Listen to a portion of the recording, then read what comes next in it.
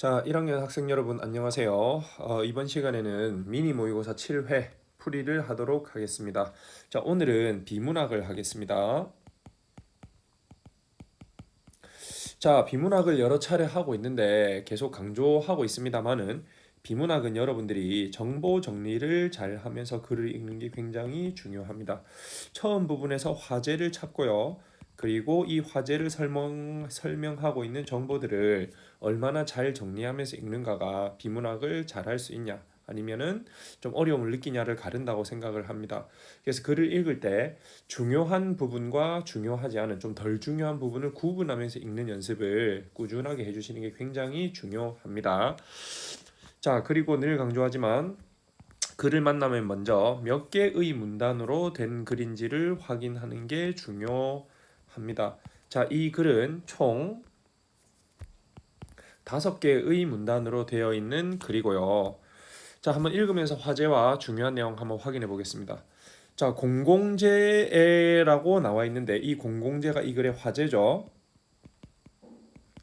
공공재는 공공으로 쓰는 재화입니다. 그래서 간단하게 얘기하면은 뭐 공원 같은 거, 그리고 혹은 우리에게 공공으로 주어지고 있는 군대라든가 이런 것들을 갖다가 우리는 공공재라고 이야기를 하는데요. 자, 공공재에 관한 의사결정은 순수 경제 이론인 합리성에 기초한 모형만으로는 해결되기 어려워 투표 등과 같은 정치적 과정에 의해 결정된다. 그래서 어쨌든 공공재는 순수 경제 이론인 합리성에 기초한 모형만으로는 해결되기 어렵다 라고 이야기를 합니다. 왜냐하면 이거는 돈을 버는 게 아니니까요. 결국에는 어떻게 생각하면 마이너스만 일어나는 일인데 당연히 합리성을 바탕으로는 설명이 안 될 겁니다. 자, 그래서 공공재에 관한 이론이 등장했는데 그 이론이 공공선택 이론이라고 합니다. 위에 부분 읽어보시고요. 자, 비문학에서는 이런 걸 던져놓고 반드시 개념 설명을 한다 했습니다. 자, 공공선택 이론은 정부의 의사결정 과정을 경제학적으로 분석하여 공공재 공급의 최적의 규모를 결정하기 위한 이론이라고 지금 개념을 제시했습니다. 자, 요렇게 한 뒤에 그래서 뭐 어떻게 발전했다 나와 있고요. 그 다음에 공공선택 이론은 대략 3가지 접근 방법으로 나눌 수 있는데 1번 투표를 위한 결정 방법, 2번 개체주의적 방법, 3번 유기체적 접근 방법입니다. 자, 그럼 아까 말씀드렸지만 비문학에서는 요 3개가 나왔으면 반드시 요 3개에 대한 설명을 하게 돼 있어요. 그럼 우리는 이걸 뭐라고 부를 수 있느냐? 글의 전개 방향이라고 부를 수 있게 됩니다. 그럼 예측해 보건대 두 번째 문단에서는 투표를 통한 결정 방법이 나올 것 같고요. 세 번째 문단에서는 개체주의, 네 번째 방법의 문단에서는 유기체적 접근 방법이 나오겠다라고 할 수가 있습니다. 자, 1문단에서 핵심적인 내용은 요거였습니다. 자, 공공재는 순수 경제 이론은 설명이 안 된다. 그래서 공공선택 이론이 나왔는데 요거는 정부의 의사결정 과정을 경제학적으로 분석하여 공공재 공급의 최적 규모를 결정하기 위한 이론이며 방법으로 투표, 그리고 개체주의, 유기체 요렇게가 있다가 1문단의 핵심 내용입니다. 나머지는 약간 덜 중요한 정보니까요. 읽으면서 이런 중요한 정보들을 끄집어낼 수 있는 거 굉장히 중요합니다. 왜냐하면 우리가 정보를 문단 안에 들어있는 정보를 혹은 글에 들어가 있는 정보를 다 기억할 수 없기 때문에 정보가 있는 위치를 기억해야 되는데 핵심적인 정보를 뽑아서 그 정보가 거기에 있다를 기억하는 게 굉장히 중요하기 때문입니다. 자, 이 문단으로 가겠습니다. 우리는 생각했습니다. 투표를 통한 결정 방법이 이 문단에 나올 것 같다고요. 자, 바로 나오죠. 자, 투표를 통한 결정 방법은 2가지가 나옵니다. 만장일치 제도나 다수결 제도와 같은 투표를 통해 공공선택을 해야 한다고 보는 것이라고 나와 있고요. 그럼 마찬가지 이것과 이거 2가지를 설명하겠죠. 자, 그림과 같이 자원 배분이 E에서 이루어지는 효용 가능 곡선이 있다고 하자. 효용은 E가 원점에서 멀어질수록 멀리 떨어질수록 크다. 그러니까 원점에서 여기까지 왔는데 여기로 더 지나갈수록 효용, 우리가 받는 어떤 이득은 커진다. 이렇게 얘기할 수가 있습니다. 자, 하지만 투표 결과에 따라 소수파 효용과 다수파 효용은 달라질 수 있다고 이야기를 하고 있는데요. 자, 만장일치 제도는 뭐라고 이야기하느냐? 모든 사람의 찬성을 이끌어내어 어떤 사람의 소득도 감소시키지 않고 모든 사람의 소득을 증가시키기 때문에 가장 이상적인 제도라고 할 수가 있다. 그러니까 감소 없이, 왜냐하면 만장일치가 되면 모두가 원해서 하는 거니까요. 손해 없이 무조건 이득만 보는 제도가 만장일치 제도라고 할 수가 있겠습니다. 자, 그러나 문제점이 있죠. 한계를 제시하고 있습니다. 한 사람만 반대해도 새 정책이 채택되지 않습니다. 만장일치니까요. 자, 기존 정책이 좋지 않더라도 그대로 유지되기 쉽다. 그래서 대개의 경우 뭘 쓰느냐? 다수결 투표 제도를 사용을 합니다. 자, 근데 다수결도 문제가 있죠. 어떻게 생각하면 다수결은 굉장히 폭력적인 방식입니다. 왜냐하면 소수파에게는 무조건 아무것도 가지 않기 때문이에요. 자, 그러나 다수결에 의한 결정은 승자에게는 만족을 주지만 경우에 따라서는 패자에게 불만족을 줄 수 있기 때문에 최적의 방법은 아니다. 라고 해서 지금 요 각각의 지금 한계를 이야기를 하고 있습니다. 자, 다음 3문단으로 가서 개체주의적 방법을 한번 살펴보겠습니다. 이제 두 번째 문단에서 투표에 관한 거 이야기했으니까 세 번째 문단에서 당연히 개체주의 얘기할 거고 네 번째 문단에서 이제 유기체를 얘기할 거다 우리는 추측할 수 있었죠. 자, 개체주의적 방법에서는 집단적으로 어떤 것을 결정하기 위해서는 결정 비용과 외부 비용이 든다고 본다. 당연히 이것도 설명해 주겠죠. 자, 결정 비용은 그럼 뭐냐? 사회 구성원들의 상호 합의를 위해 필요한 설득 및 합의를 위한 비용, 정보 제공을 위한 비용, 전략적 협상이나 정치적 계약을 위한 비용 등을 말한다. 그래서 집단 규모가 클수록 결정 비용은 보다 많이 든다라고 해서 결정 비용의 개념을 지금 여기부터 설명을 하고 있습니다. 자, 읽어봤을 때 뭔가 약간 어떤 느낌이냐면 설득 비용이라고 할까요? 설득을 위한 비용이라고 해볼까요? 뭔가 집단이 있을 때 그 집단들을 뭐 설득하기 위해서 써야 되는 비용이다 이런 생각이 조금 들고요. 자, 반대로 외부 비용이란 뭐냐? 개인의 의사와 관계없이 어느 특정한 활동에 참여하도록 강요당하는 경우 그 개인에게 발생하는 비용을 의미한다. 자, 어떤 사람이 뭔가를 하기를 반대하고 있는데 무조건 그 비용이 들어갈 수밖에 없는 상황이다. 그럼 나는 부담하고 싶지 않은데도 그 돈을 부담해야 되는 경우가 생길 수 있죠. 자, 그런 비용을 외부 비용이라고 하니까 이거는 뭔가 반대자 비용 이라고 간단하게 정리할 수가 있습니다.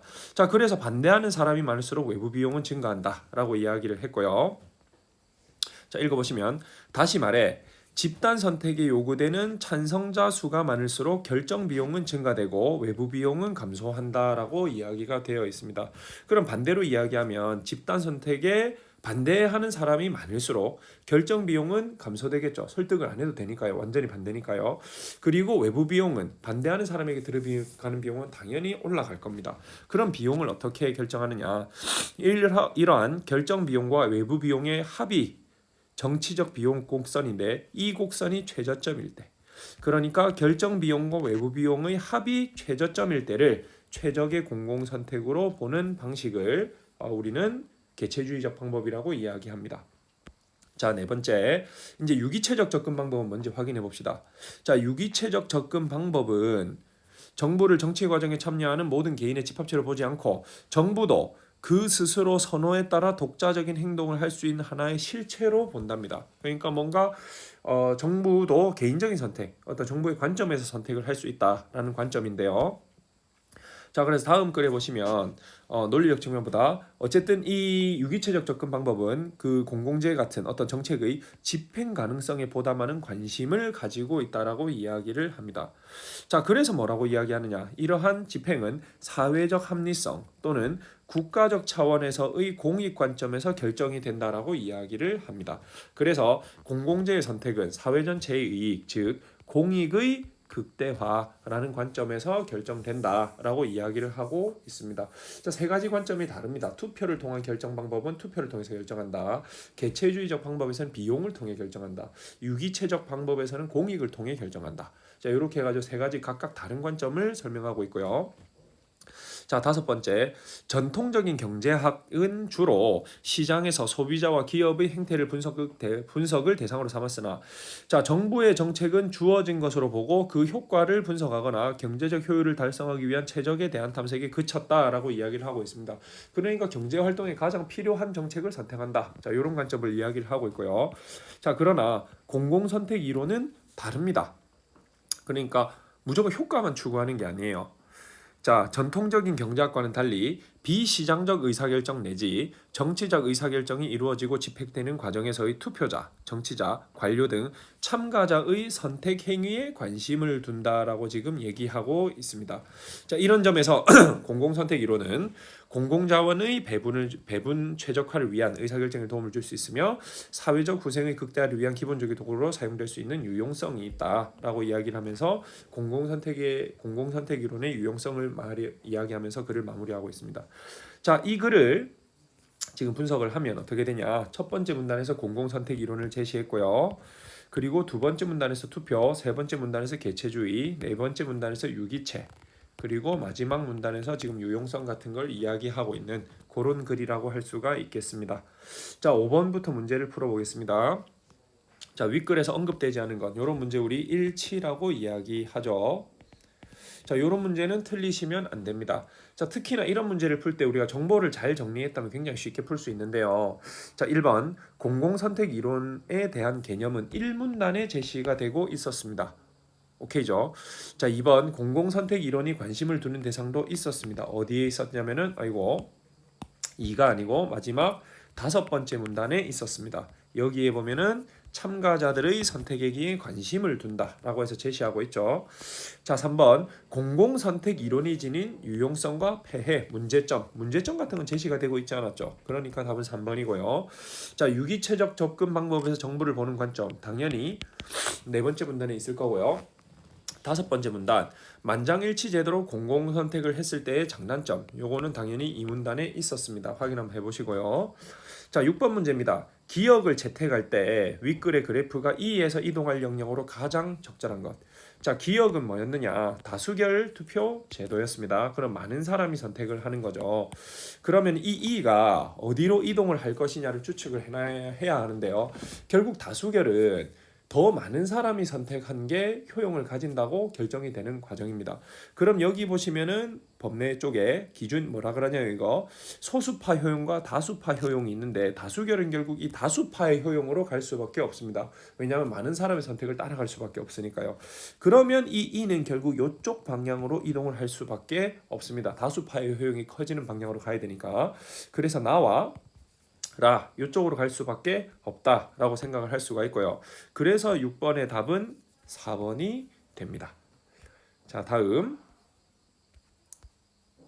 자, 7번 A의 정치적 비용 곡선을 보기와 같이 나타냈을 때, 자, A라고 나와 있으면 A 부분은 개체주의적 방법이었습니다.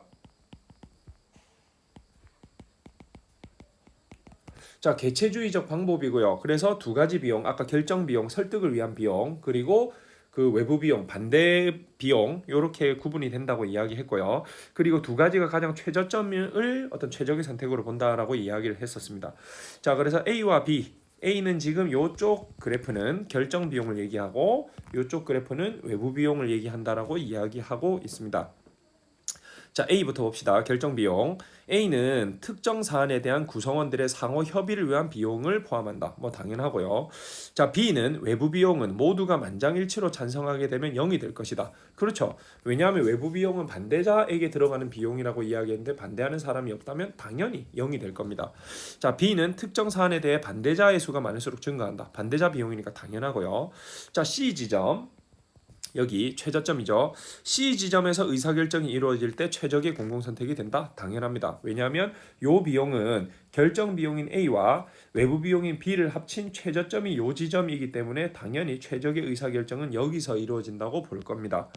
자, 그래서 C 지점이 최적의 공공선택이고요.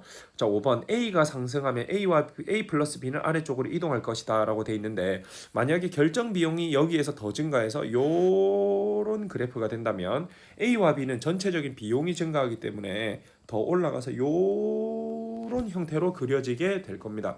그래서 아래쪽으로 이동하는 게 아니라 비용이 많아졌으니까 당연히 위쪽으로 이동하게 될 거라고 생각을 해야 됩니다. 왜냐하면 이쪽 라인이 비용이니까요. 그래서 틀린 답은 5번이 되겠습니다. 자, 8번 니은의 사례로 가장 적절한 것이라고 나와 있는데, 니은은 개인의 의사와 관계없이 어느 특정 활동에 참여하도록 강요당하는 경우 그 개인에게 발생한 비용, 즉 니은은 외부 비용입니다. 계속 이야기하지만 외부 비용은 반대자 비용이라고 할 수 있을 것 같다 라고 이야기했고요. 그럼 1번부터 5번 중에서 반대하는 사람과 관련된 비용을 찾으시면 그게 정답이 되겠죠. 자, 그래서 8번 답은 3번이 됩니다. 왜? 여기에 그 용어가 있으니까요. 자, 도로 건설에 반대한 사람이 이 도로를 건설하기 위해 부담한 조세. 요 나는 반대하지만 어쩔 수 없이 들어가게 되는 비용. 이걸 갖다가 외부 비용이라고 이야기하게 될 것입니다. 자, 여러분 비문학은 계속 강조하지만 정보 정리 잘하는 게 굉장히 중요합니다. 그리고 다른 영역도 마찬가지지만 특히나 비문학은 여러 지문이 나오고요. 세 지문, 비문학에서만 세 지문, 네 지문 이렇게 나오기 때문에 우리가 연습을 충분히 많이 해두는 게 굉장히 중요하다고 생각을 합니다. 자, 평소에도 여러분들 우리 미니 모의고사 아니더라도 비문학 책 같은 거 하나 사서 매산비 뭐 좋은 책들 많으니까요. 꾸준하게 좀 공부를 해주시기를 부탁드리겠습니다. 자, 이 부분 시험 범위에 당연히 들어가니까 여러분 열심히 공부해 주시기를 부탁드리고, 자, 시험 공부 열심히 하시고 좋은 성적 거두시기를 기원하겠습니다. 자, 제 꿈을 이루어 주세요. 모두 화이팅입니다.